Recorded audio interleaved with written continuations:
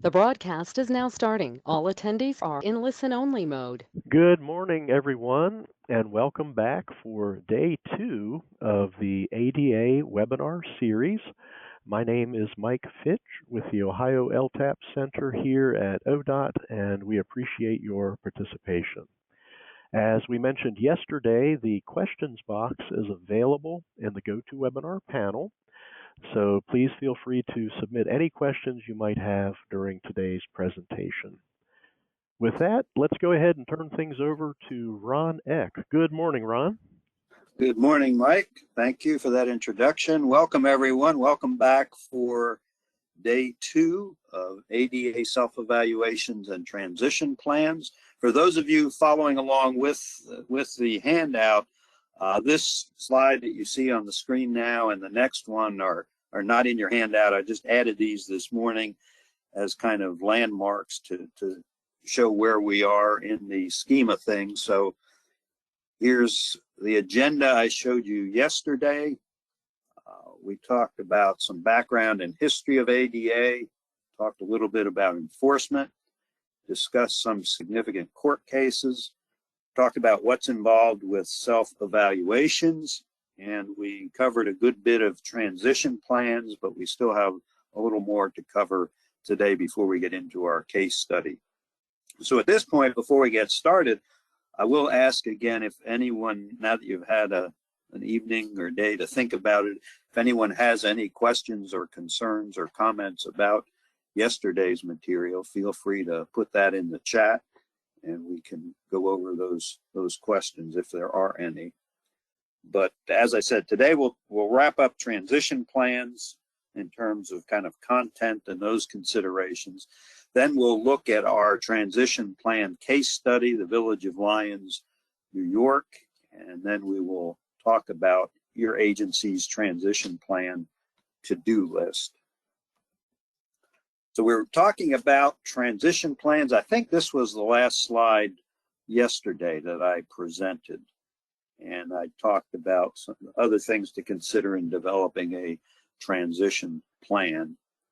Very importantly, make sure there's some sort of avenue or mechanism for citizens to request curb ramps or APS or sidewalk repairs, sidewalk maintenance, those kinds of things. This slide shows the public right-of-way focus of the transition plan. I believe I stated it yesterday, but it bears repeating. A transition plan for a public agency should include all programs, services, and facilities of that agency. So for a municipality or for a county, for example, it would need to include the buildings as well as the programs, like maybe a park and recs program or a senior program, or our council or commission meetings, are those accessible to folks with vision impairments or hearing disabilities. But for this session, we're just going to focus on the public right-of-way part of it, so the sidewalks and streets and curb ramps and so forth. But notice these include, for public right-of-way purposes, sidewalks, pedestrian paths, shared use paths that have a transportation function should be part of the transition plan. Of course, curb ramps, remember, curb ramps are the basic element of accessibility, and probably there should be separate items and schedules in your transition plan for curb ramps. Street crossings, crosswalks, under PROAG, these are part of the pedestrian access route, so they need to comply with the requirements for surface condition, gradient, cross slope, and so forth. And so crosswalks need to be part of the transition plan. Another challenge that comes up in many communities, depending upon topography, would be driveway crossings, where sidewalks cross driveways. You may have cross slope issues, grade break issues, and those sorts of things. So driveways should be, where there are issues with those criteria, need to be part of a transition plan. Pedestrian actuated signal systems, APS, and then public transit stops.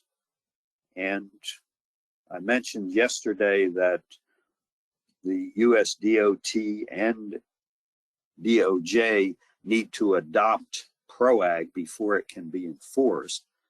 But not to get too complicated, but none of this is simple. The US DOT does have, I guess you might call it, unilateral authority when it comes to the transit stop side of things.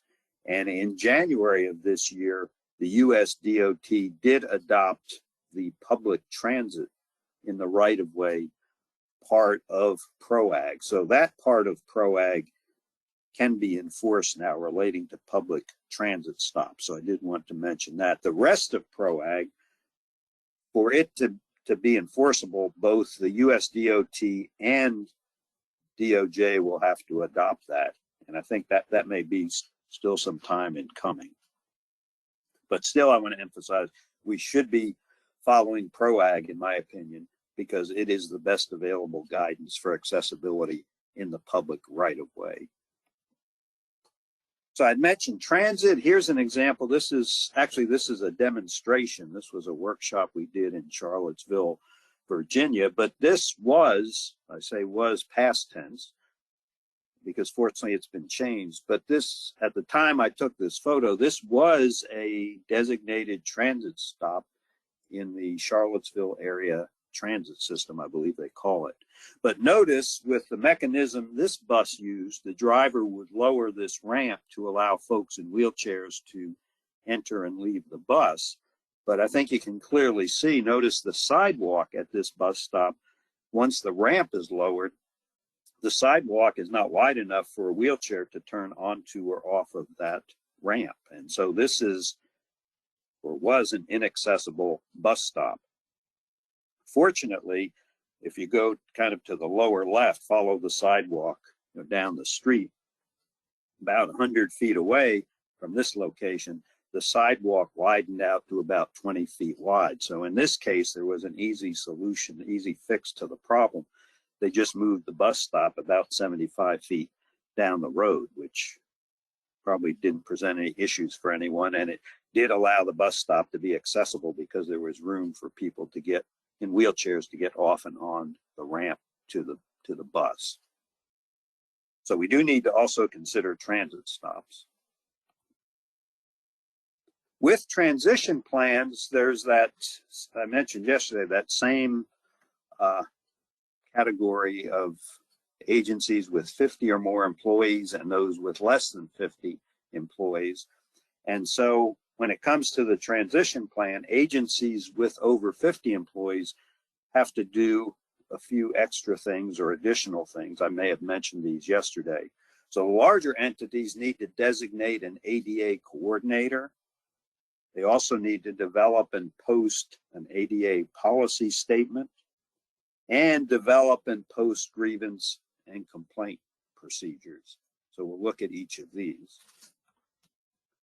The ADA coordinator is the designated individual in the organization responsible for coordinating efforts to comply with ADA and also carry out responsibilities under ADA, including investigating any complaints.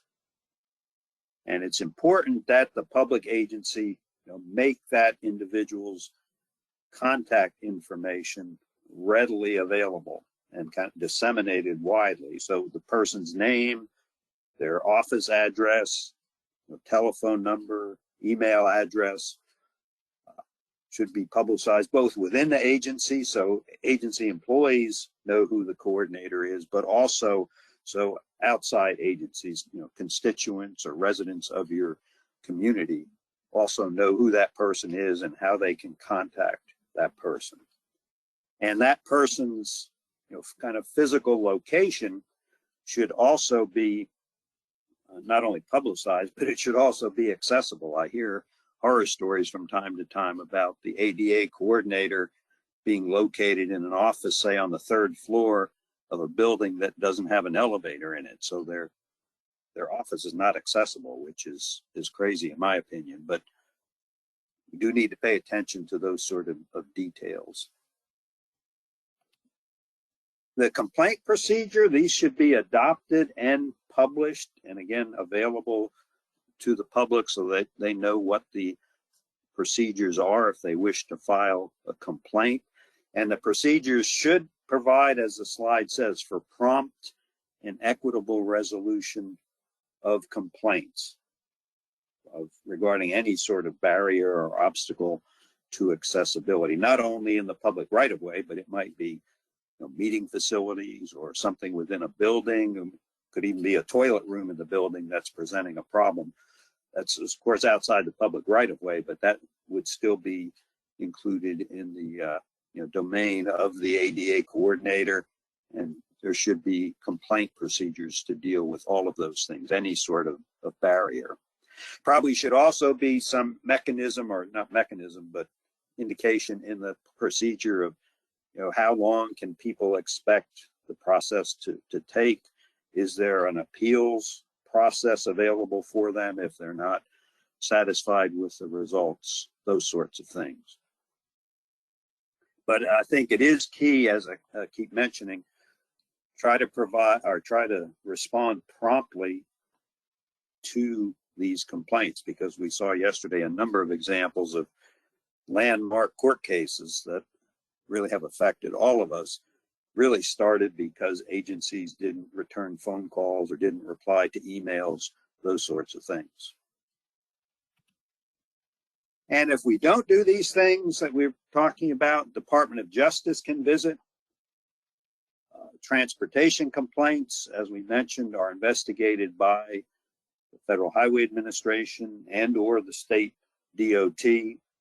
And so these might be the same organizations that come to town if you're cutting the ribbon on a streetscape project. That's a good thing. But when they're coming to town in terms of doing ADA investigations, that's not a pleasant experience. So we want to try to minimize the likelihood of that happening. And we talked about how by showing you're making a good faith effort can go a long way in reducing the likelihood that these attorneys and other investigators will be visiting you.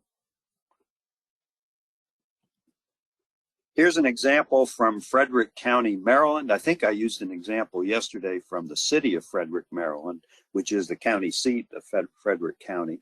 So Frederick County, just quickly, is on the kind of the fringes of the Washington, D.C. metro area. So I mean, it's got some rural areas, some farmland, but it also has a lot of subdivisions, rapidly growing in that respect, just to give you a feel for what the context of the county is.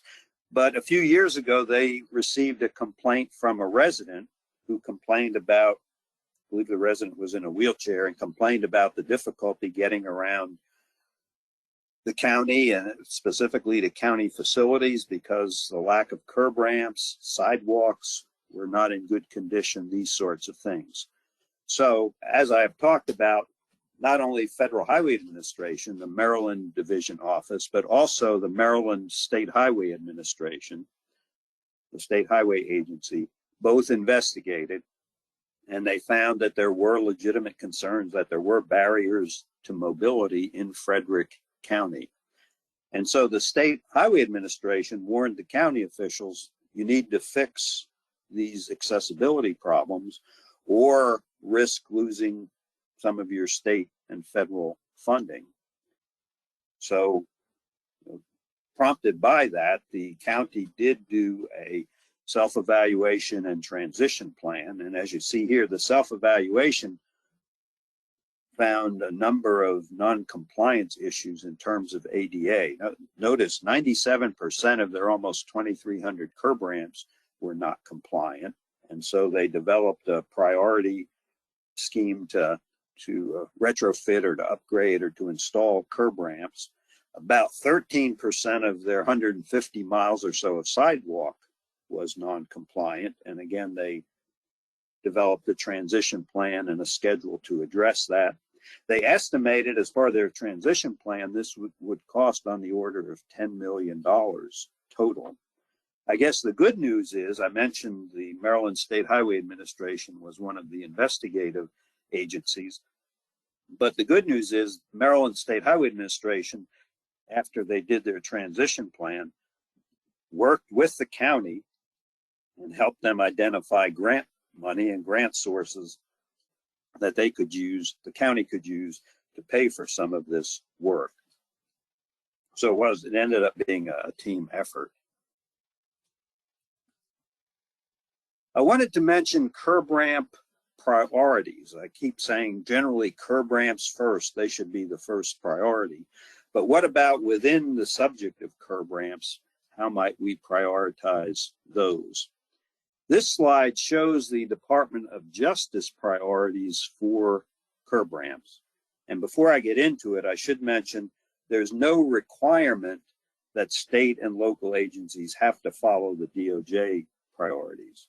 But having said that, to me, it's probably a good idea maybe to model your priorities somewhat after the DOJ priorities. But I want to emphasize it's not a requirement that state and local governments have this identical priority scheme, but it's probably not a bad framework. So notice their top priority are non-compliant ramps constructed or altered after July 26, 1990. I don't know if you remember from yesterday, but that's the date that President H.W. Bush signed the Americans with Disabilities Act into law. So that's the significance of that specific date. But then also notice a high priority would be ramps serving state and local government facilities.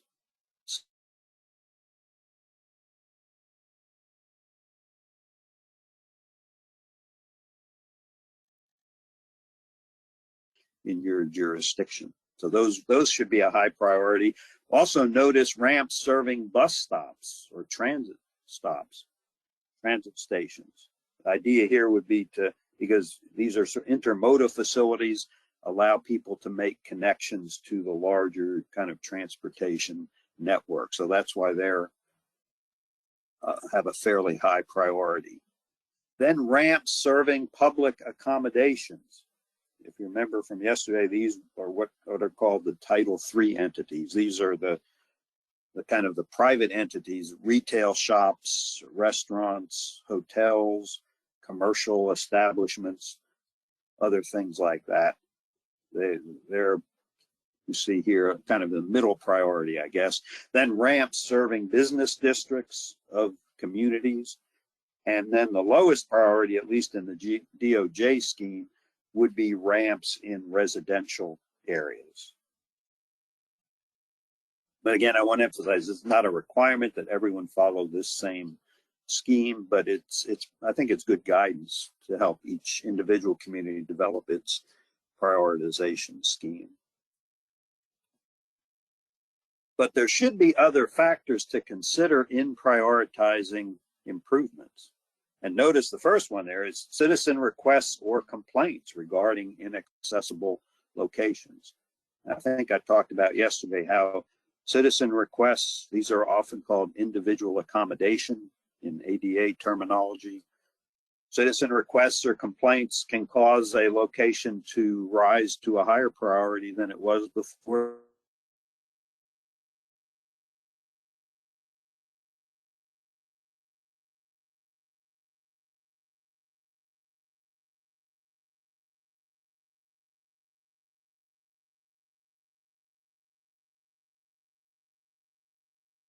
Example, maybe you have kind of a generally residential area for the most part, but maybe some mixed uses also in that area. Just as an example, maybe on a particular street, maybe it's a 4-lane street in a residential area for the most part. So it might not be high priority for curb ramps, but maybe on one corner in this residential neighborhood is a high-rise senior housing building that houses senior citizens. And maybe 3 blocks down that 4-lane roadway or street, maybe there's a Walgreens or a CVS pharmacy. And I think you can see there's probably going to be an attraction there from the senior housing facility to a pharmacy, not only for getting prescriptions filled or for medications, but also, as you know, these stores these days handle other things that people use in their daily living. And so we can foresee significant movement, I would say, between the senior housing facility and the pharmacies. And so that area might get a higher priority because of that presence of a significant disabled population than it otherwise might.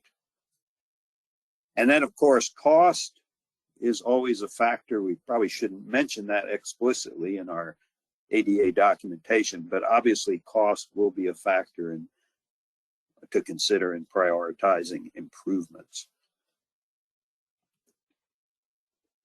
Here's our first "What do you think" of today?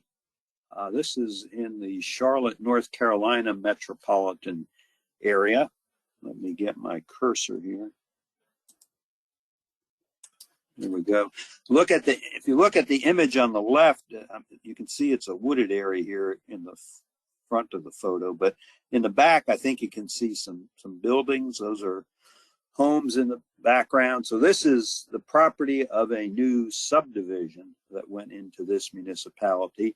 And as is common in North Carolina, probably common maybe throughout the country, the local requirements are that there be a sidewalk on the frontage along the main road. In this case, it's a state road. We see a portion of it here. And so that's exactly what was done. The developer here put in a new sidewalk. Looks like it's a 5-foot wide sidewalk for the full length of the frontage along this state road. So at this point that we're see here, where my cursor is here or over here,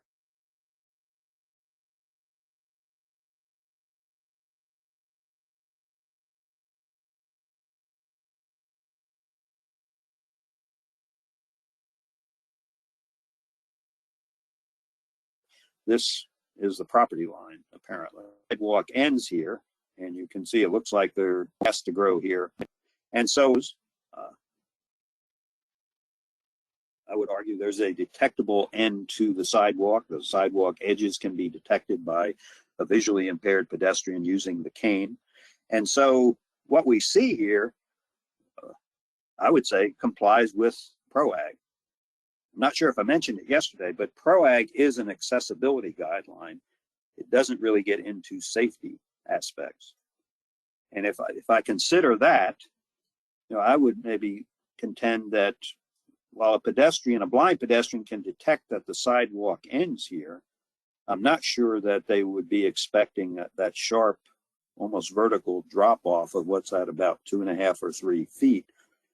And so that, from a safety standpoint, that concerns me. So I probably would, in fact, recommend some sort of railing or barricade here at the end of the sidewalk, just because of the magnitude of that drop off at the end. But I want to emphasize that nothing in PROAG would require that. I'd probably look to things like building codes or OSHA or property maintenance codes for guidance on, do we need a railing or not?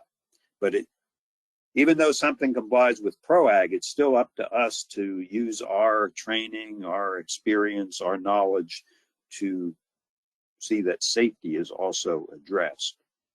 And as one who I sometimes do some forensic engineering, expert witness work, when I see this left image here, that drop, and not even an accessibility issue, but I see that as maybe what a personal injury attorney would call an attractive nuisance. Maybe someone on a skateboard or on a bicycle or something might use that to become airborne, and those sorts of things. And so you could envision a young person ending up in the ditch here with a serious spinal cord injury, and then there's a lawsuit against the local agency. So both mainly for safety reasons, again, I would probably put some sort of railing or barricade at the end of that sidewalk, even though PROAG doesn't address railings, if you will. After you've completed the self-evaluation and transition plan, then what? Well, there's several things, in my opinion. One, follow the plan. That's why you develop the plan, to help manage accessibility. So follow the plan, fund it. You need some funding to remove some barriers that exist or to install curb ramps. As part of that, you issue work orders if your crews are going to do it, or contracts, if you're going to have a private contracting firm do the work, but issue the work orders or contracts to get the work done. Document your work and your progress. As I keep saying, give yourself credit for the barriers you removed. Your next edition, if you will, of your transition plan, in my opinion, should have a section of, here's what we did in the last 2 or 3 years. Show your progress, show the training that was the staff completed. And as I keep saying, again, need to show a continuous, reasonable, good faith effort. And it's probably a good idea not to use the term can't afford it or cost too much. And the only reason I say that is because DOJ and FHWA hear that regularly. It's kind of like what the old adage of, school teacher, the student tells the school teacher, I did my homework, but the dog ate my homework. Same sort of thing with the term cost too much or can't afford it.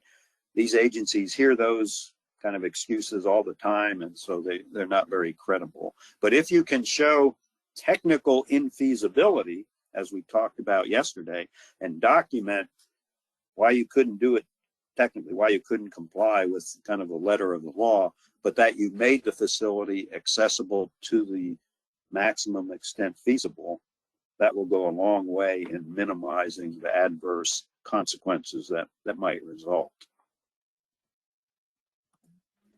If conditions change your plan. Maybe funding sources may change. A funding source you may have been relying on dries up, not available anymore, so you may need to change your plan. Priorities may change for a variety of different reasons, but if you think just in the last year or so, in terms of communities around the country, some have faced really significant flooding or hurricanes, tornadoes, western part, well, now it seems coast to coast almost, but like wildfires, those sorts of things, that may cause your priorities to change in the community, because some of these things have long-term effect on the community. So you need to change your priorities. That's understandable. Just make sure you document that. Also, community input may cause you to change your priorities, and be sure to document that as well. And then maintain the facilities. Maintenance is required and is critical. In fact, notice under ADA, there's the Code of Federal Regulations citation, but ADA requires state and local governments, the Title II entities, to maintain the accessible features of facilities in operable working condition. So that includes sidewalks, curb ramps, accessible signals if you have them, crosswalks, all those items I mentioned earlier. And if you think about it, poorly maintained facilities are not only not accessible, but they may also create safety issues, like heaved up sidewalk slabs or depressed or raised brick, lack of curb ramps. And I call this potentially a double whammy for state and local governments, because we've talked about the ADA aspect, that if say a sidewalk slab is heaved up so much that a wheelchair or someone in a walker cannot pass through, they can file an ADA claim, a civil rights claim against the agency responsible for the sidewalk. But if, say, we have an able-bodied person, someone who doesn't have a disability, able-bodied person trips and falls on that heaved up sidewalk slab, which happens more often than we maybe recognize, and say they fracture a hip, they may file a personal injury tort claim against the road agency or the local agency. And so you can have two different types of lawsuits. You can have a civil rights lawsuit and a tort claim, personal injury lawsuit. So that's why I call those situations potential double whammies for local agencies and for state agencies. So speaking of maintenance, how about this? This is a small city in West Virginia, to their credit, a few years ago, they actually purchased one of these, I forget what the official name is, but it's sort of, I guess, a mini bulk plant for, they produce their own concrete, and they have rebuilt many miles of sidewalk in the city. They've installed new sidewalk, and that's a good thing. Notice this looks like a 5 or 6 foot wide sidewalk near their downtown. So that's a positive thing. But on the negative side, notice they need to pay attention to some maintenance here, specifically erosion and sediment control. We have mud and other materials washing onto the sidewalk, which may create a slippery condition when it's wet, the mud, or as you can see, if this kind of overtakes the sidewalk, it may make it almost impossible for someone with a mobility assistive device to navigate on the sidewalk. So maintenance is critical, and maintaining facilities in accessible condition is required under ADA. Any questions on any of that material before we go on? Hi, Ron. Thanks. Yes, sir. We do not see any questions at this time, but as a reminder to our audience, the questions box is available, so feel free to type those in at any time. Yeah, I would just second what Mike said. Thank you, Mike. So this brings us to our transition plan case study, and one of the attachments that Mike mentioned that you were provided with is the transition plan for the Village of Lyons, New York. So let's go through this case study, and I want to emphasize there will be we'll be making a critique of their transition plan, and I'm not doing that to embarrass them or anything like that. Rather, we're trying to use it as kind of a teaching tool to help educate folks about the contents of a transition plan. But just as a little bit of background, I wanted to set the stage of kind of talk a little bit about the context of the Village of Lyons, and we'll start with where it is. Notice it's in upstate New York. Just to orient you, Syracuse is here on toward the right side of the slide. Rochester is over here, so it's roughly halfway between Syracuse and Rochester.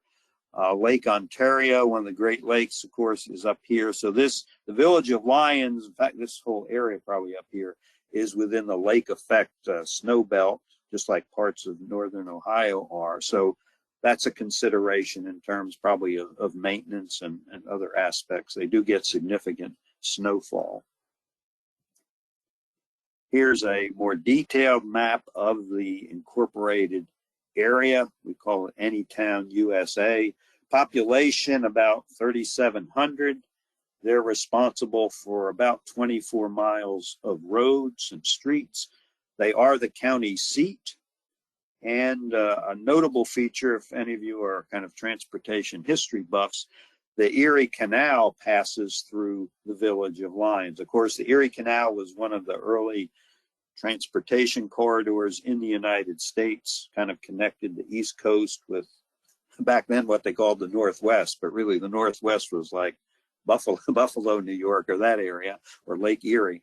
But the Erie Canal is still functional. It's historic, and so actually it does draw a significant number of tourists to upstate New York during the summertime. And so the Village of Lyons takes advantage of that because they get significant tourist traffic in the summer. This is one of the residential neighborhoods. Maybe your community has a residential neighborhood like this. In fact, where I am in Morgantown, West Virginia, we have a corner. Looks very similar to this, down to the type and color of the homes there. But this is, as I said, one of the street corners. Notice several things. Notice this sidewalk here. It kind of runs diagonally through the image. It itself is not accessible. Notice there's a single step or a vertical discontinuity there that would not be traversable by a wheelchair. So this sidewalk section is not accessible, and this location should be on their transition plan.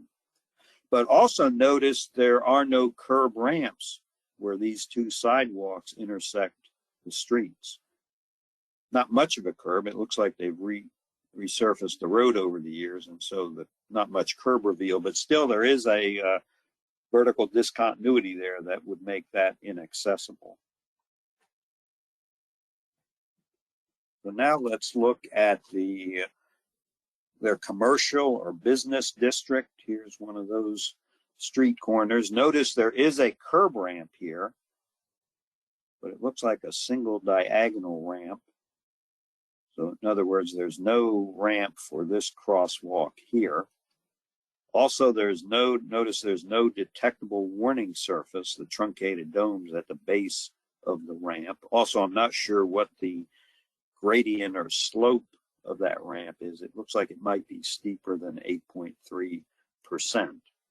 Also, it appears that in the past, they marked these crosswalks, certainly here and maybe here. It's hard to tell, but I think we would all agree at this crossing here, the crosswalk lines have pretty much worn out or been obliterated over time. And according to the MUTCD, marking crosswalks like this, these are legal crosswalks, whether they're marked or not, because of their location. But under the MUTCD, I believe marking these crosswalks, these legal crosswalks, is discretionary. You can mark them, or it's okay to not mark them.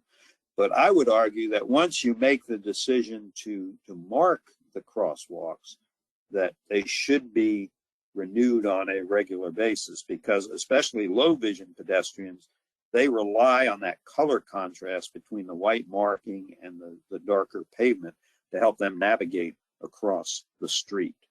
So I just wanted to point out that kind of other aspect or area of ADA.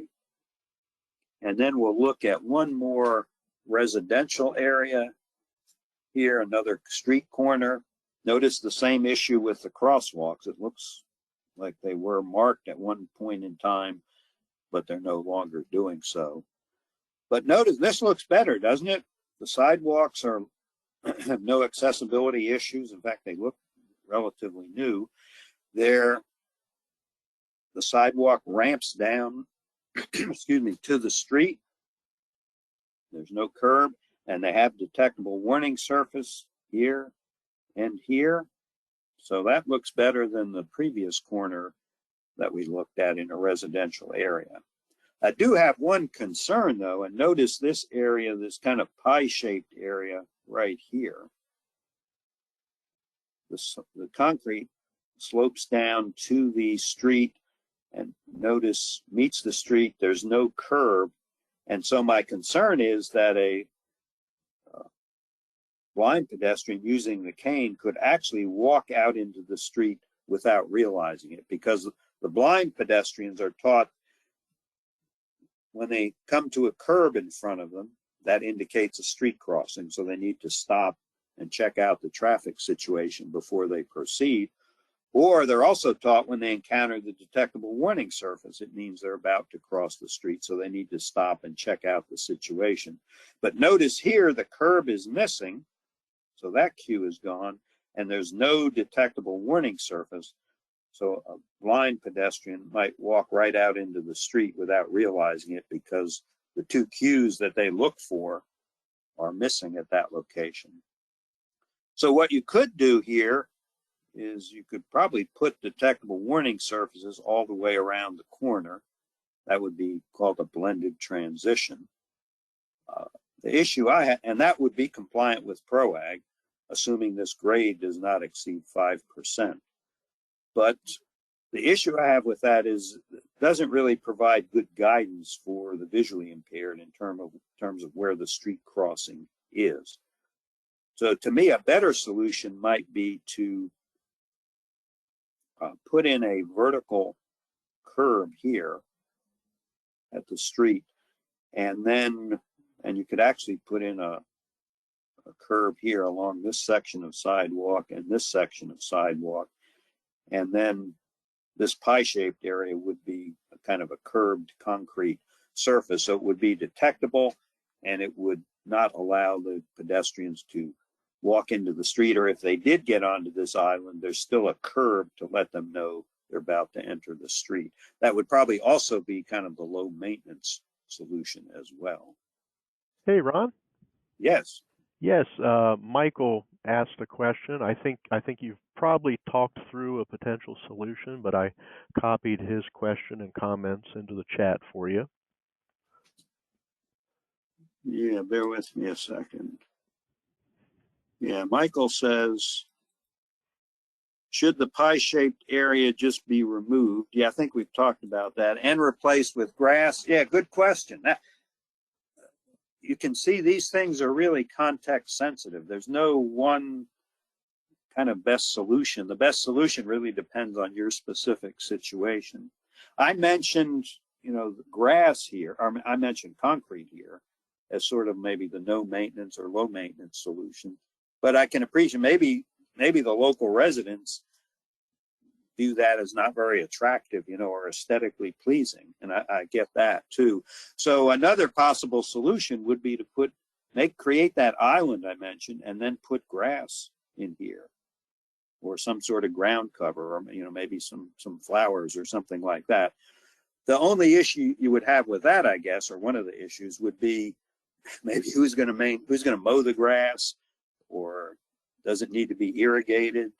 Or if it's some floral vegetation or ground cover, does it need to be trimmed or pruned or cut, or also does it need to be irrigated? But certainly that putting something in this pie-shaped area, grass or other vegetation, certainly would be another possibility.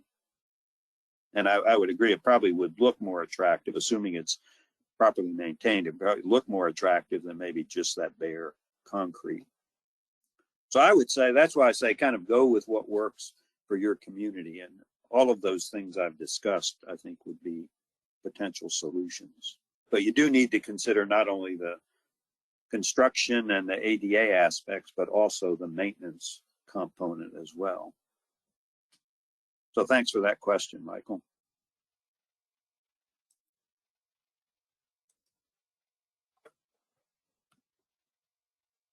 So now, with that background, let's get into this case study and a little bit of history. An individual who was a resident of the village, we'll call them a whistleblower, filed a complaint with the Federal Highway Administration and with the New York State DOT, alleging that they were not able to move around the community, around the village, because of missing curb ramps, non-compliant curb ramps, or sidewalks that, like you saw in that previous image, maybe had steps in them, that sort of thing. And so you'll probably not be surprised to know, in fact, imagine you were the Federal Highway Administration person getting this request. You know you need to do an investigation, and probably the first piece of information that you'd want would be the village's transition plan. And so that's exactly what happened. The FHWA individual in charge of the investigation sent correspondence to the village and said, we need a copy of your transition plan. Well, the mayor claims that they did an exhaustive, protracted search and they couldn't find a transition plan. So obviously that's not a good thing. Remember I said yesterday that maybe step one or part one of showing a good faith effort is having a transition plan. And so they couldn't even show that they had a transition plan. But anyway, I guess a few years later, the mayor submitted to Federal Highway Administration a kind of a spreadsheet that was color coded. And actually, those of you that may have, if you did your homework and reviewed the transition plan that was part of the handout material, that what was submitted is actually, there's no page number on that page, but it's the page following page 7, which is a marked page number in their transition plan. So I guess it would be pages 8, 9, and 10. It's in the attachments. But that was what was submitted to Federal Highway Administration. And if you look at it, we can kind of briefly describe it. for those of you that may not have it handy. It's a spreadsheet, and it lists location, and the locations are categorized as government facility, commercial and employment areas, and other areas. So those are their three location categories. And then they list street address, so you can locate the specific site of the deficiency. That's fine. And then it says there's a column titled curb cut, another column titled no curb cut, and another column titled sidewalk. And then the color coding comes in that what's in green is considered compliant, what's in yellow has some barriers, to use their terminology, and what's in red has many deficiencies, to use their terminology. So we'll talk more about this here in a few minutes, but would you agree with me that this really isn't a transition plan? Remember, a transition plan should address what the modifications are needed to remove the barrier. It should also provide a cost estimate, and it should also, and maybe most critically, it should provide a schedule of when these obstacles will be removed. And so you can see Federal Highway Administration took maybe 3 or 4 months to review this, and then they communicated back to the village and said, you know, we appreciate this, but this is not really a transition plan. This is more like an inventory. Please send us a transition plan. So note the date when FHWA requested that. It was March of '09. And this is just the initial inquiry. We won't spend much time on that. You can read that on your own. We've talked about the inventory map. Hey, Ron. Yeah. When you have a moment, could we go back to the slide with our photo example? I think 2 slides back. Sure. We did have an additional question from Egan. Yep, this one or one more back? This one, yes. Question 2 from Egan. Yeah, Egan asked, is there an ADA issue with the weeds growing at the pavement edge? Ah, great eyes, Egan. Yeah, good. Yeah, very good. Yeah, I would agree. It looks like here and possibly here. Yeah, those weeds, you know, especially here in the east, if we have a rainy summer, I think we've all probably seen it. Those weeds can grow up kind of thick and probably create like a vertical lip that would be difficult for someone in a wheelchair to traverse or someone using a walker. So yeah, very good point. I hadn't noticed that before all the times I showed this. So thanks, Egan. Yeah, I agree that is potentially an issue there. And the village or the property owner probably needs to address that, and then maybe put in some type of, you know, joint sealant or something to try to maybe prevent that growth from occurring in the future. But excellent point. Thank you for that. Again, good example of maintenance or lack of maintenance.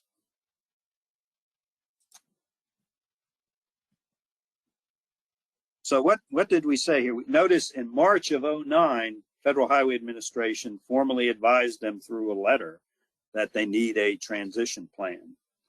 And it was not until September of '13, so what's that, like 4.5 years, that the village completed its transition plan. And what was submitted to FHWA in September of '13 was the plan that you have as one of your handout items, the Village of Lyons Transition Plan, which is dated August 15th of 2013. So they submitted it to FHWA shortly after they completed it. And I don't mean to beat on them too much, but this is their plan. It's about, 14 pages. I guess my question is, does that sort of show a good faith effort if it takes, what did I say, 4.5 years, I guess? Did I do my math right? March of '09 to September of '13 is, I guess, 4.5 years to prepare a 14-page plan. I know it takes some time to gather the information, but to me, just maybe the pace or the how long it took for them to respond, again, would call into question, are they really making a good faith effort? But that's just Ron's opinion. So here's the plan. As I said, it's dated August 15th. And I'd like to just go through this, again, not to pick on them or embarrass them, but just to see what we can learn to help our agencies maybe prepare a better transition plan. And I'm just going to go through the high points that sort of I picked out. Those of you that have read it, if something caught your eye that you want to discuss, please feel free to bring that up in the chat. As I said, I'm going to go through some high points that caught my eye, but those are by no means the only things that can be critiqued on this transition plan. So if you all caught something else, please bring that up. We'll start with the cover page or the title page. Notice the title is Americans with Disabilities Act Transition Plan, pedestrian facilities in the public right-of-way.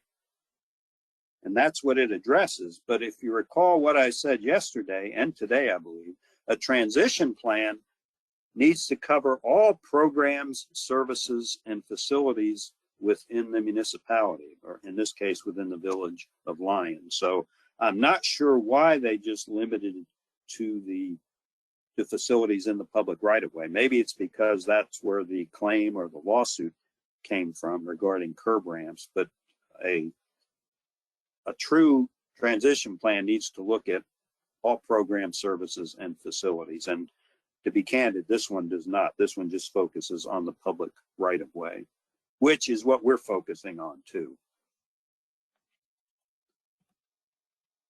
It's 14 pages with attachments. Some people say, is that enough or not enough? And there's really no formula or no magic number. I mean, I think that's probably appropriate for a village like them. These don't need to be, thick, glossy documents with a lot of boilerplate and that sort of thing. And so I wouldn't worry about the length. As I believe I said yesterday, to me, the key thing about a transition plan is, does it allow your agency to manage accessibility and to show that you're making progress? And if your transition plan does that, I wouldn't worry about what it looks like or how long it is or those types of issues. On page 4, they talk about location priorities. And I think I mentioned those a few minutes ago, but they are intersections serving government facilities, intersections serving commercial and employment centers is number 2, and number 3 is intersections serving other areas. The general prioritization scheme of government facilities first, then commercial and employment centers second, and other areas third, I think is somewhat consistent with the DOJ scheme, so I don't have an issue with that. The issue I have is they say intersections serving other areas. So that implies they're only focused on curb ramps, but what about the sidewalks between the curb ramps? Or what about the crosswalks that cross the street? So it should be kind of the total pedestrian facilities in each of those areas, not just the intersections. So I'll ding them on that. I think they were too restrictive. They shouldn't focus just on the intersections. They need to look at the kind of the entire pedestrian environment. Or can the pedestrian take the sidewalk to the curb ramp and then use the curb ramp in the street? But then is the crosswalk across the street compliant with PROAG? Also on page 4 near the bottom, they say requests may drive prioritization.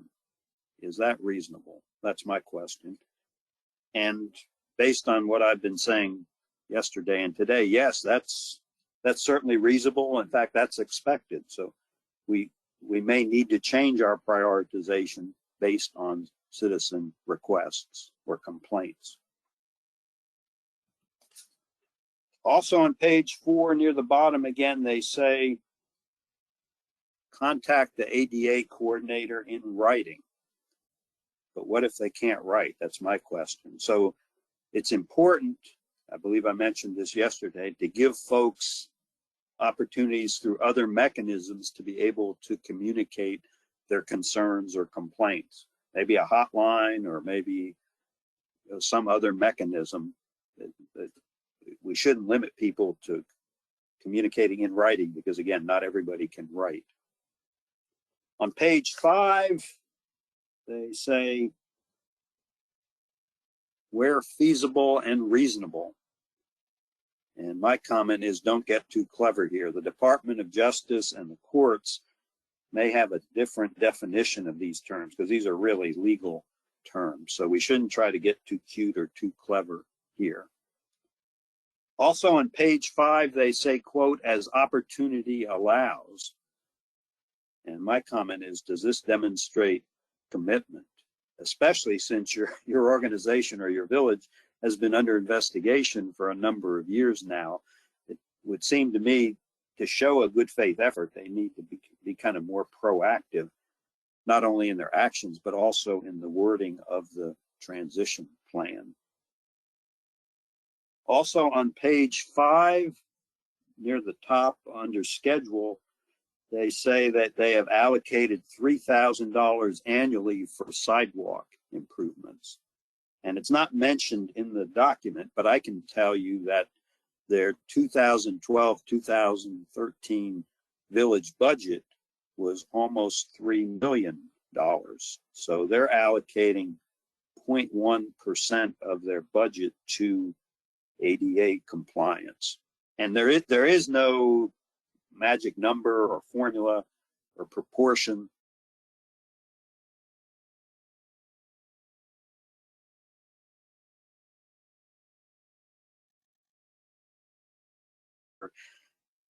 ADA violations that, to me, 0.1% of your budget toward bringing things into compliance, to me, does not demonstrate a good faith effort.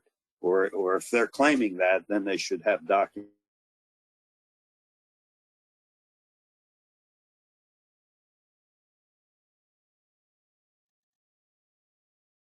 They, quote, technically infeasible to provide technical compliance.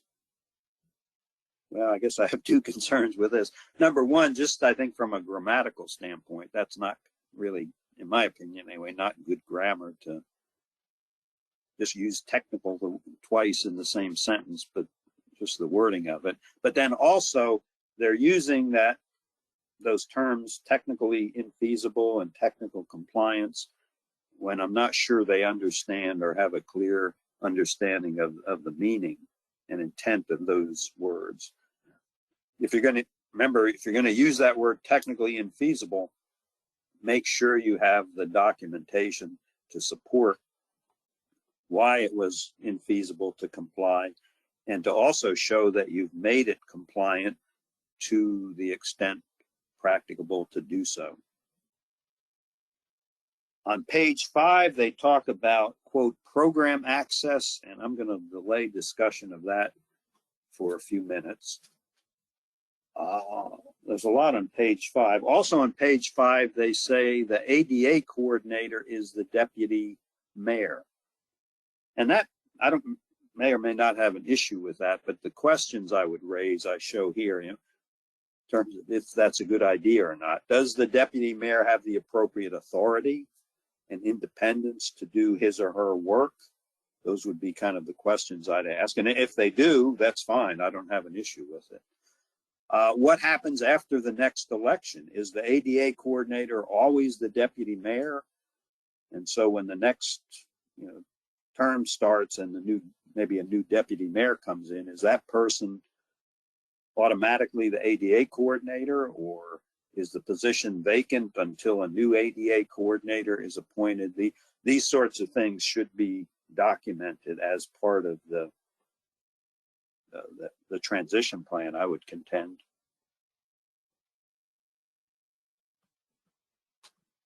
Then there's several attachments at the end of the document, and attachment B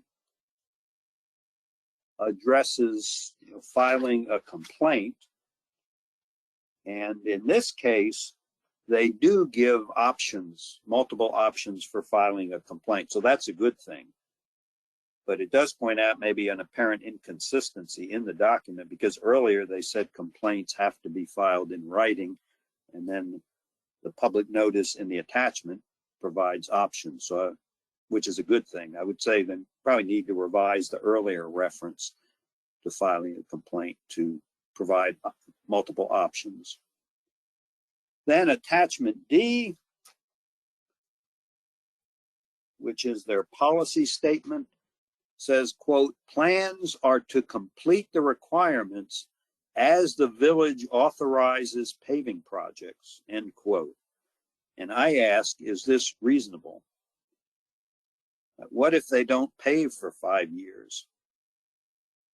I think they should still be shown, even if they don't pave for 5 years, they should be, in my opinion, showing annual progress in terms of removing barriers and obstacles to mobility. So that's why that concerns me, because it sort of implies if they don't do paving projects, there might not be any work to improve accessibility. Or what about other alteration projects? Paving is not the only thing that may generate a need to upgrade curb ramps or to improve accessibility. They may be doing some work in the business district that may cause them to need to rebuild or retrofit some of the sidewalks or curb ramps in the downtown area. So again, for an agency that's already under investigation, this doesn't seem very proactive, or seems sort of bland, or like they implies that there may be years that they don't do anything, which I don't think is appropriate in their instance. Attachment D again, and this may seem minor, but it can go a long way in terms of kind of relationships with the disabled community. They say, quote, will complete sidewalk handicapped access. And I just want to note that handicap, the word handicap is considered a derogatory term in the disabled community. So I would recommend not using it. It would be better to say something like an accessible path, or accessible parking, or provide access for persons with disabilities.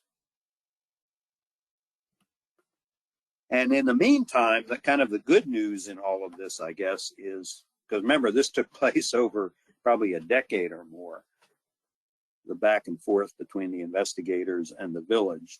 But during that time, the New York State DOT, which Main Street through town is a state highway, a New York State highway, but the DOT came through and resurfaced Main Street here. And as part of that project, they upgraded the curb ramps at the corners along Main Street. So while this was going on, at least some ADA compliance and barrier removal was being done by the New York State DOT. And if you recall earlier, I mentioned there was reference to program access in their transition plan. And that means that agencies need to ensure access to services, programs, and activities. And that should be more than just the public right-of-way. It means public buildings, shared use paths, programs going on within the village. So I did want to emphasize that. And also I would add, as the last bullet says there, we don't have to remove all barriers everywhere, provided facilities are accessible. So sometimes we may need to think outside the box even, but the bottom line is we need to make sure that the facilities are accessible to and usable by individuals with disabilities. Just as an example, and this may be an extreme example, but I think it was Memphis, Tennessee a few years ago, in kind of a mixed use area, there was a large, or a long, I should say, a long bridge over a stream and also a railroad yard. So it was a rather long bridge structure, and it was probably 100 years old, and the DOT needed to replace the bridge for structural reasons, for safety reasons.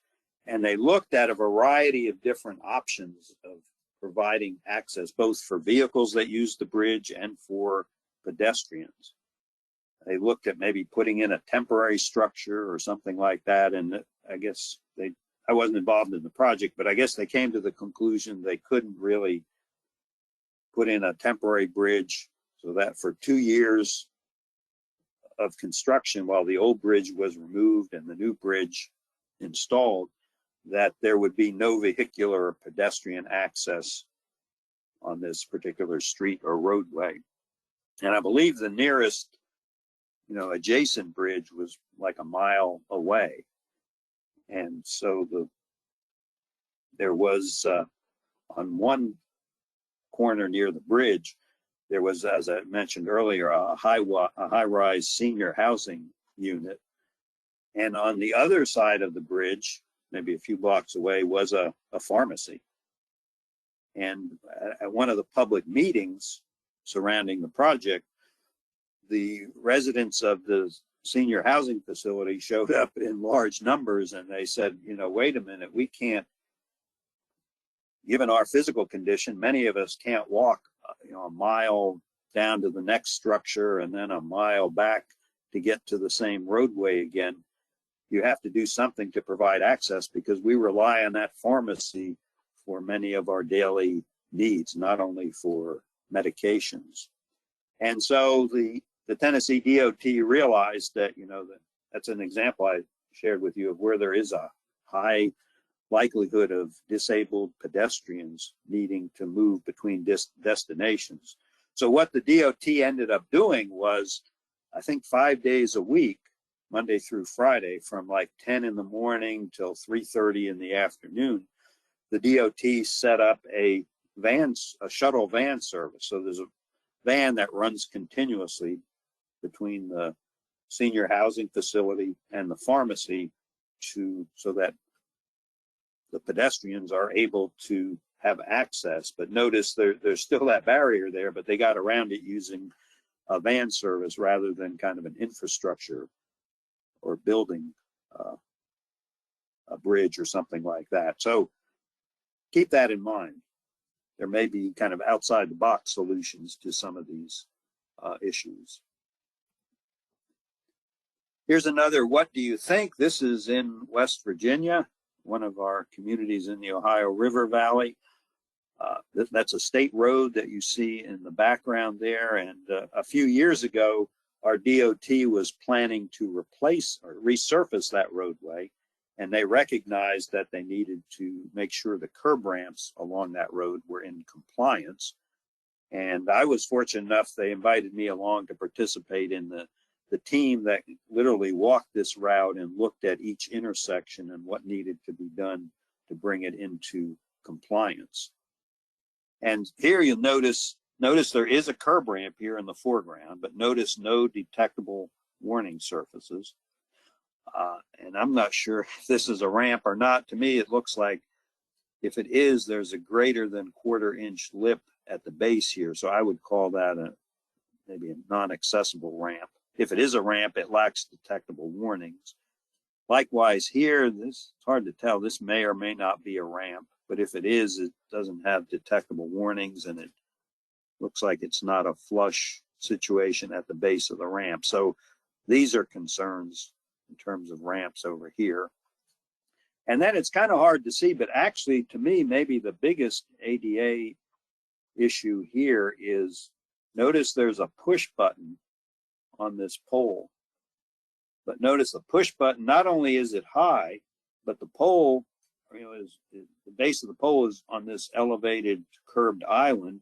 And also the pole is some distance back from the edge of the curb here. And so I don't think someone in a wheelchair or maybe using crutches, I don't think they'd be able to reach that push button.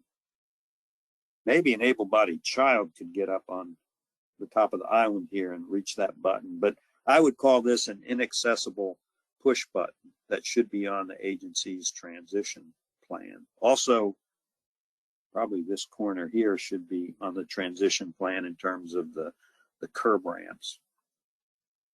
But anyway, what happens, I need to get a photo of the after situation to include here, but the state did resurface that roadway. They did rebuild the curb ramps on these intersections, at all the intersections, and now this pole is located at a different location. It has the push button on it, but the push button is actually faced with, or flush, I should say, flush with the face of the island, and so it is accessible. And actually another thing, and this is not an ADA violation, it's just kind of a good practice. Would you agree with me that all of this concrete here is kind of a similar gray tone, and it might be hard for someone with low vision or even an older pedestrian with poor contrast sensitivity, might be difficult to detect what's the walkway from what's the island. And our DOT agreed apparently, because if you look at this now, these curved islands, the top portion here is kind of red brick stamped concrete to distinguish it from the actual walking surfaces. So just something else to keep in mind. Again, that's not a requirement under PROAG, but it is a good practice. So your agency's to-do list. Each of you probably are at different points in this process, so each of you will have a different to-do list, but we're just going to go through and look at different options or different milestones in terms of where people might be in the process. What about your self-evaluation? Have you done a self-evaluation? If not, I would start that tomorrow, or as soon as you can. Start who's going to do it. Are municipal personnel going to do it? Or are you going to hire students during the summer to do it? Or are you going to retain a consultant to do it? But get started if you don't have a self-evaluation. Remember, those were due more than 30 years ago. Similarly with the transition plan. And if you're with a larger community, it's required. Smaller community, desirable, but you still need some sort of a plan to manage accessibility. If that's done, great. Remember, you need to update it. If you haven't, or if you don't have a transition plan, again, consider the fact that you attended class yesterday and today as your start on your transition plan. But then, tomorrow, think about how you're going to do that. Will you do it with municipal staff, or retain a consultant to assist with that? But need to get started on that very quickly, because remember, those were due in 1992 originally. And that is, as we saw in the example, really the first thing that DOJ or FHWA will request when they start an investigation. They'll say, where's your transition plan?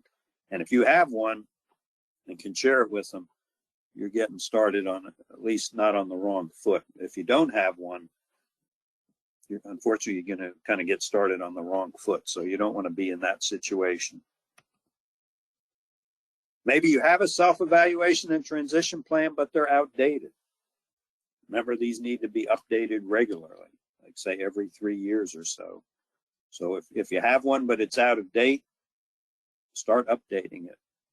Assess your progress. Give yourself credit for attending the training here this week. And again, make sure you can demonstrate public involvement, including individuals with disabilities and organizations representing individuals with disabilities. Each agency is going to have its own approach to developing, updating, and implementing the plan based on your specific needs and resources. And so the level and content of the transition plan is going to vary, and how it's presented will vary. Remember, no two plans look alike or should look alike, because each community is unique and different. But the key thing, as I keep saying, is that the document needs to be helpful to your community in managing accessibility and showing that you're moving forward and removing barriers. I've seen transition plans as basic as a spreadsheet. It didn't have any narrative with it, no photographs or anything, but it satisfied the elements of the transition plan. It identified the barriers, where they're located, what modifications are needed to remove the barrier, a cost estimate, and a schedule of when the barrier will be removed. And you can do that in a spreadsheet. Or I've seen other transition plans that are, maybe have photographs, maybe have more narrative.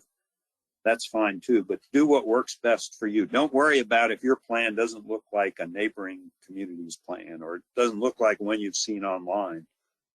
To me, that's not so important. The important thing is, can you use that plan to manage accessibility in your community and show that you're moving forward?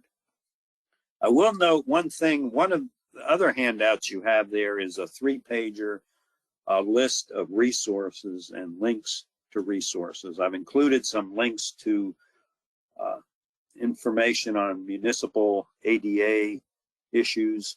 There's also, I think, something on transition plans, including 1 or 2 maybe sample transition plans. And a key thing that's on that list that I want to point out, especially for those of you that may not have a transition plan and are kind of struggling with how to get started. A few years ago, Mike and Victoria, and I forget who else was on their staff at that time, but the Ohio LTAP folks developed a really great, it's called the transition plan template. And the link to that, it's on their website. The link to that is in the handout. But if you're kind of struggling how to get started, I suggest you first go to that template that Ohio LTAP created, because it's a great way to get started. It kind of gives you the template or the framework for a transition plan, and you can fill in the details for your community. Or even folks that maybe want to kind of update or revise their plan and are looking maybe to make kind of significant changes, you may also want to refer to that transition plan template. It's a great resource. And I commend Mike and Victoria and the other folks that worked on that. Thanks, Ron. You're welcome. Thank you all for developing that. For the larger communities, make sure you have a grievance and complaint procedure that's published and available to the public. Again, for the larger communities, make sure you've designated an ADA coordinator. Give them appropriate authority, give them appropriate resources, give them an accessible, facility where their desk or their office is located. Make sure you, again, can demonstrate that public involvement, particularly folks with disabilities. And then education and training for your staff. And each group, within a community is going to need different training. Your street department or public works folks probably need PROAG training, curb ramp inspection training, that type of training. But the people that may be kind of in the office, maybe if you collect, people have to pay their bills for water or sewer or something, that happens in many communities. Those folks may need customer service training. They don't really need PROAG training. They need customer service training. So make sure that the folks on your staff are getting appropriate training, and make sure that training is documented and part of your transition plan to show that you're making a good faith effort. Then, of course, fund the improvements, follow up on complaints, and meet with people and try to work out a solution to what they're requesting, whether it's APS or sidewalk repair or curb ramp installation, whatever that might be. We talked yesterday about the Kinney versus Jerusalem case. When you alter a street, upgrade the curb ramps. And what I think the court decision in that case said, when you resurface a street, you have to upgrade the curb ramps. And to a judge, that probably sounded pretty reasonable. But resurface the street just means putting down a new layer of asphalt. But those of us in public works understand there's many, many ways to, quote, resurface a street. So for a while, there was a lot of confusion and inconsistency around the country. And then in 2013, a joint committee of the Department of Justice and Federal Highway Administration issued what they call technical guidance on alterations. And this is basically the nitty-gritty of that technical guidance. Notice there's this heavy dark line that goes through the middle here of the image. If what you do to your road or street falls above that line, it's considered maintenance, and you don't have to touch the curb ramps. So pavement patching, pothole patching, every road agency does that probably. That's maintenance. You don't have to worry about the curb ramps. Crack filling and sealing, I'd call that what, a pavement preservation technique, but that's considered maintenance. Street sweeping, painting lines and symbols on your roads and streets, those are maintenance operations. Snow plowing, maintenance operation. You don't have to touch the curb ramps. But if what you do to your road or street is an operation that falls below this heavy dashed line, it's considered an alteration, and you have to make sure as part of that project that the curb ramps are brought into compliance. So notice addition of a new layer of asphalt. They don't give a thickness. Even if you could put down asphalt like a 1/10 of an inch, I realize you can't do that. But if you could do that, that would be considered an alteration. Or mill and fill. I'm sure many of you do that. You may mill off 2 inches of asphalt and then put 2 inches back, and you can argue, well, I haven't changed the elevation of the street or anything. I've just made it smoother for everybody. But that is considered an alteration. And so if you're doing a mill and fill, as part of that project, you need to upgrade the curb ramps along that section of road or street. Or if anybody's doing like hot in-place recycling, that's an alteration as opposed to maintenance. Of course, once you build it, you got to maintain it. We talked about the requirement to maintain things in accessible condition and operable condition, because again, there's this double whammy. Not only ADA, but tort claim lawsuits also can result. And here's a sad little case study from Ocean City, Maryland. At the time, they were using these kind of rubber or plastic detectable warning mats, which I don't recommend. In fact, they're not on most approved product lists anymore. But they would sort of, in the weathering, especially probably near the beach, and the sunlight and the salt spray, they would kind of dry out, I guess, and curl up. And a woman, elderly woman in a wheelchair, was going down the ramp, and I guess the curled up section of this rubber mat got tangled in the spokes of her wheelchair. The wheelchair came to a sudden stop, and she was pitched forward out of the wheelchair onto the sidewalk, suffered serious injury, and she filed actually 2 legal claims against the city of Ocean City. One was an ADA civil rights lawsuit, but the other one you can see was a $750,000 personal injury lawsuit alleging failure to properly maintain the curb ramp and the detectable warning surface. So maintenance is important. So here's one more, what do you think? And some of you eagle-eyed folks may recognize this. I think we started with the what do you think yesterday. I showed you a section of sidewalk where the gas company had worked. That's back here. So this is in the same block, and the gas company's still working down the street. And of course, to comply with the MUTCD, since they're working in the roadway, they need to have temporary traffic control. And part of that is advance warning for the flagger ahead. And notice where the gas company put the sign. And this is one of the challenges. I'm not sure I have a good answer for this situation here, but notice the sign is in the sidewalk and now is blocking the sidewalk, essentially making that sidewalk inaccessible. So this is temporarily anyway, this is an ADA violation. But I'm not sure what to suggest. We can't really put the sign here. This looks like it's someone's driveway. So the sign might block the driveway. With the shrubs and bushes here, we can't really put the sign here. I'm not sure if there's a sidewalk on the other side of the street where we could reroute pedestrians. Maybe we could put the sign on the pole here. But this is one of the challenges that we face in public works. And you have to look at your specific context to see how to resolve that.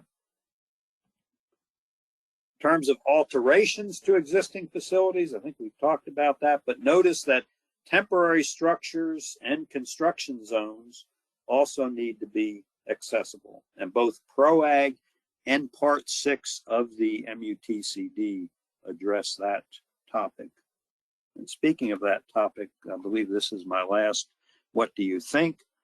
This is Boise, Idaho, capital of Idaho. You can see the Idaho State Capitol Dome in the background there. We were there a few years ago for a LTAP annual meeting, and after our sessions during the day on the way to dinner, I noticed this scene and captured it with my phone. But notice there's some road work underway, and I can tell you that the motor vehicle traffic control was in compliance with Part 6 of the MUTCD, but I would argue that the pedestrian temporary traffic control did not comply with PROAG or Part 6 of the MUTCD, because notice there's a curb ramp here at the bottom. All pedestrians could get into the crosswalk, and notice there's work underway and there's construction equipment in the crosswalk. Someone with a cane could probably, they could detect these pieces of equipment here, and so they wouldn't run into them, I guess. But the issue would be, can they figure out what's going on? That it appears the crosswalk is closed, and the bigger issue is, can they figure out what they need to do to get to the corner? So really what should have been done here is this corner in the foreground at the bottom of the slide. There should have been a detectable barricade placed here to prevent pedestrians from getting into that crosswalk, and then pedestrians directed to cross to the other side of the street here at this crosswalk we kind of see on the right side. I mentioned resources. Your handouts do include that 3-page document that does have links to both technical and legal resources on ADA and PROAG. And again, I want to highlight the Ohio LTAP's transition plan template. That's an excellent resource if you're getting started or if you're making significant revisions to your transition plan. And so that concludes what I wanted to present. I think we have a few minutes left, Mike. I'd be glad to answer any questions or comments that anyone has. I want to thank all of you for participating. Thanks for the very good questions, perceptive questions that came in. Again, there's my email. If you think of other questions after the session concludes, feel free to reach out to me. I'm always glad to try to help. So Mike, I'll turn it back to you. All right. Thanks, Ron. Yes, we do have question number 4 and number 5 from Michael, and those are copied in the chat, and the questions box is open if anybody else would like to type questions in. And question 4 from Michael says, if a request is made to mark a new crosswalk where there was no previously marked crosswalk, would marking the crosswalk be considered an alteration? Does the answer depend on whether it is at an intersection or mid-block? Yeah, that's one of the factors, because at an intersection, the crosswalk is a legal crosswalk, whether it's marked or not. But at mid-block, for it to be a legal crosswalk, it has to be marked. But I would say, and again, you have to look at your specific context. I don't mean to be evading your questions, but oftentimes the answer to ADA questions is it depends on the specific context. But I would say generally, yes, if you mark a crosswalk kind of for the first time at an intersection, that would be considered an alteration. And if you have a marked crosswalk, even if it's marked already in your community, you want to be sure that there are curb ramps at both ends of that crosswalk. As I understand it, that's something that DOJ people kind of have their antennas up for when they visit communities. And if they see a marked crosswalk and there's not curb ramps at both ends of that crosswalk, that sends some red flags up. So make sure in your community, if you have existing crosswalks that are marked, make sure that there are curb ramps at both ends.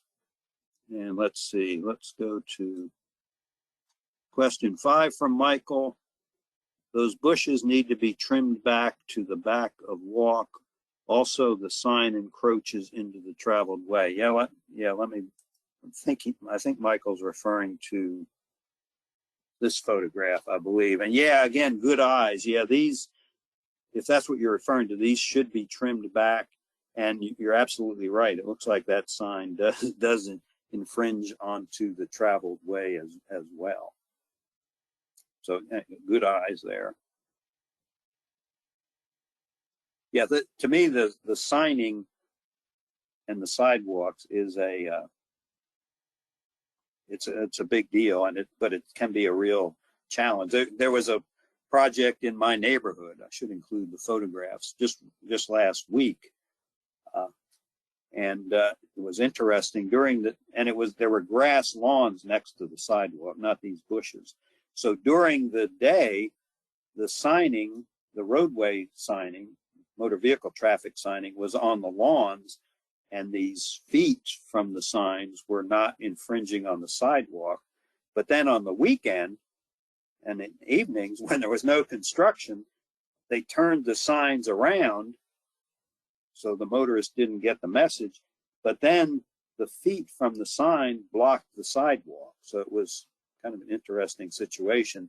And I guess the contractor or the inspector probably never gave any thought to that, because during the day when they were there, the sidewalks were open, but at night when those signs were turned around, it blocked the sidewalk. So I guess what I'm trying to say, it's a challenging situation, and it's presents these kind of detailed things that maybe people aren't attentive to. So I guess it shows the importance of kind of training and education. But thanks for those questions, Michael. All right. Well, thanks, Ron. At this time, we have a question from Letty. So let me copy this into the chat for you. And let me mention also that we will have a video recording of today's webinar. That'll be posted to our LTAP YouTube channel this afternoon, and we will send out a follow-up email with a link to that recording. So Ron, there's the question from Letty. Okay, thank you, Letty.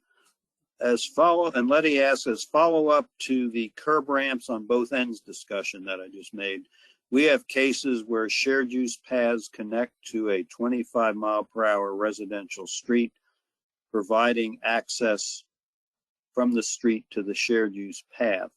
There is no ramp opposite this shared use path. In many cases, there may be a driveway. Is this okay, since the shared use path is usually in a reserve or open space and may not serve a transportation purpose? Note, the ramp is the right-of-way, or in the right-of-way, I guess, but the shared use path is not. I would say from what you say, Letty, that probably is okay.